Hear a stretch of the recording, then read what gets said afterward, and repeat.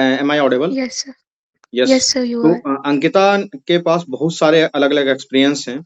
इनकी extra curricular activity इतनी ज्यादा अच्छी हैं और इतने अलग अलग तरीके के एक्स्ट्रा करिकुलर एक्टिविटी होते हैं, शायद बहुत सारे बच्चों में नहीं होता। मैंने इतना बच्चों का इंटरव्यू लिया है, इतने बच्चे अब सिलेक्ट भी हो चुके हैं, लेकिन इतनी एक्स्ट्रा करिकुलर एक्टिविटी वाले स्टूडेंट्स हमने नहीं देखे थे शायद। तो अंकिता अपनी एक्स्ट्रा करिकुलर एक्टिविटी के बारे में बताएंगी, और साथ के साथ इनके जितने भी टैलेंट्स थे, इनके जितने भी हॉबीज थे, उसका इन कोचिंग वालों ने क्या सत्यानाश करवाया है उसकी जानकारी मैं दूंगा। क्योंकि इनसे बात हुई थी, मुझे याद आ गया कि ये वही लड़की है। बताएं। Yes sir. और सर मेरी हॉबीज में क्लासिकल सिंगिंग है, जो मैंने सीखा हुआ है खैरागढ़ यूनिवर्सिटी से। प्रथम ईयर उससे किया, 89 मार्क्स मुझे मिले थे 120 में। कथक मैंने सीखा हुआ है। पेंटिंग में भी मैं नेशनल कैमलिन कलर कॉन्टेस्ट में फर्स्ट प्राइज मैंने जीता था। और इसके अलावा मैं स्टेट लेवल चेस प्लेयर भी हूँ। और मुझे कुकिंग करने का भी बहुत ज़्यादा शौक है। अच्छा। और उसके बाद कोचिंग वालों ने क्या गाइड किया, जो कि आप एक भी हॉबी नहीं बोल पाई और इतना खराब इंटरव्यू गया है? आप बिल्कुल डिजर्विंग कैंडिडेट थी, हमको उसी दिन बात करने से अंदाज हो गया था कि इसका नहीं होना ये कोचिंग वालों की गलती है, इसमें अंकिता की कोई गलती नहीं है। तो जैसे ही मैंने 6-7 मॉक इंटरव्यूज़ दिए। पहले वाले में उन्होंने बोला आपकी जितनी भी हॉबी है, इतना सारा आप नहीं बोल सकते, सिर्फ़ 2 ही बोलिए। और उन्होंने पहले बात तो मेरा जो भी प्रोफ़ेशन है, उससे बोला आप बिल्कुल ऐसा तो कुछ बोलना भी नहीं है, ये भी नहीं बोलना, वो भी नहीं बोलना। तो हर चीज़ में मतलब ऐसा मुझे लग रहा था कि हर चीज़ में मना ही कर रहे हैं। तो अल्टीमेटली आपको विश्वास नहीं होगा, इतना सारा कुछ मतलब होते हुए भी मेरे पास, मैंने वहाँ पे जाके हॉबी में सिर्फ़ चेस बोला, जिससे एक भी क्वेश्चन उन्होंने नहीं पूछा। और लिटरली मुझे ऐसा लगा कि जो मेरा स्ट्रेंथ था, वो मुझसे बहुत दूर कर दिया गया है। मैं जो हूँ, मैं वहाँ बता ही नहीं पा रही हूँ कुछ भी। तो मेरा तो experience when it comes to interview guidance with the coaching centres बहुत ही वर्स्ट रहा है।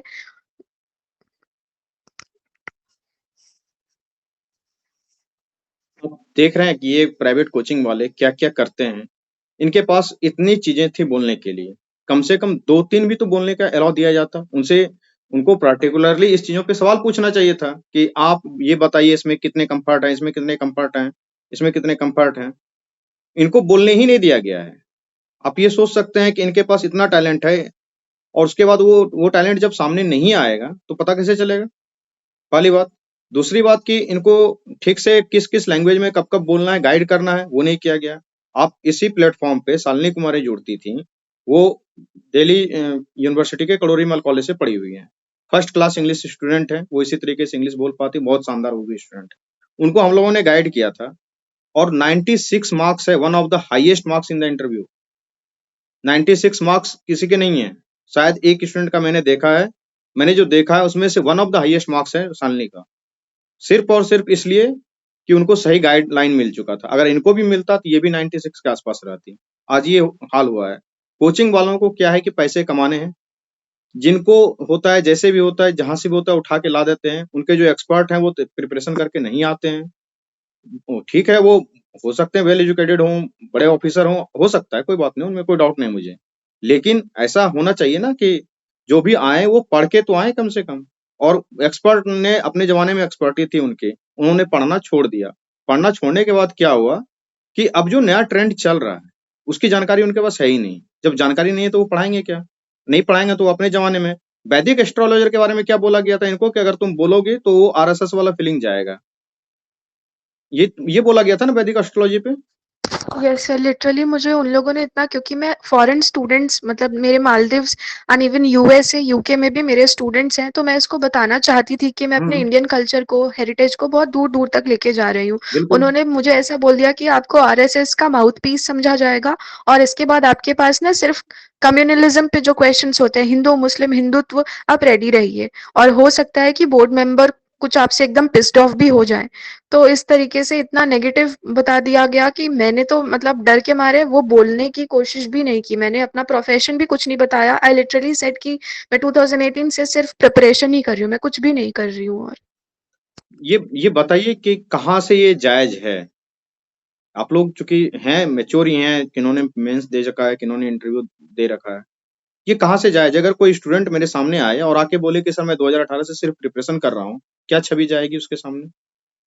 ये ऐसा ऐसा चीज हो रहा है। इसीलिए ये अंतर दिख रहा है कि एक छोटा सा प्लेटफॉर्म है, उससे इतने बच्चे सेलेक्ट होकर निकल रहे हैं और बड़े-बड़े कोचिंग वाले को इतने बच्चे जुटाने के लिए पैसे देने पड़ते हैं, ये सच्चाई है। ये अंतर इसलिए हो रहा है और कोई बात नहीं है। खैर अंकिता, जो भी हुआ, कोई नहीं, इस बार अच्छे से इंटरव्यू देना है और तुम्हारी पर्सनैलिटी और तुम्हारे पास जितने भी टैलेंट हैं, उनमें से जो है अच्छे-अच्छे टैलेंट 2-3 को एटलीस्ट शो करना है वहाँ पे, बताना है उनको कि मैं ये चीज़ करती हूँ, ठीक है? और हम लोग गाइडेंस प्रोग्राम स्टार्ट कर ही चुके हैं, कल से उनका कार्यक्रम चल ही रहा है और उनमें और भी लोग जुड़ेंगे क्योंकि ये मौसम ही ऐसा शादी-ब्याह का चल रहा है कि सारे जितने भी सिलेक्टेड लोग हैं, वो आज इनकी शादी, कल उनकी शादी, उनमें व्यस्त हैं। ठीक है, तो खैर कोई नहीं, वो करेंगे। अगर किन्हीं को अंकिता से कोई सवाल पूछना है तो पूछ सकते हैं, वरना ये जाएँगी, इनका टाइम बहुत इम्पोर्टेंट है अभी। अगर एक आध सवाल है तो वो लेंगी, नहीं तो चली जाएँगी यहाँ से। किन्हीं को कोई मैम से सवाल पूछनी है तो पूछ लीजिए, फिर हम रहेंगे ही। सर हिंदी माध्यम एस्से के लिए क्या किया जाएगा? ऐसे के लिए प्रिपरेशन के लिए कौन सा बुक होगा, कैसे जो है से चालू किया जाए? बता दो अंकिता, माध्यम तो कोई भी हो, ऐसे का चीज़ तो वही रहता है, बाद में कि हम बताएँगे ही। पैसे के लिए तो सबसे पहले ना देखिए आपको इंट्रो कैसे देना है, अलग-अलग तरीका होता है। या तो आप स्टोरी से स्टार्ट कर सकते हैं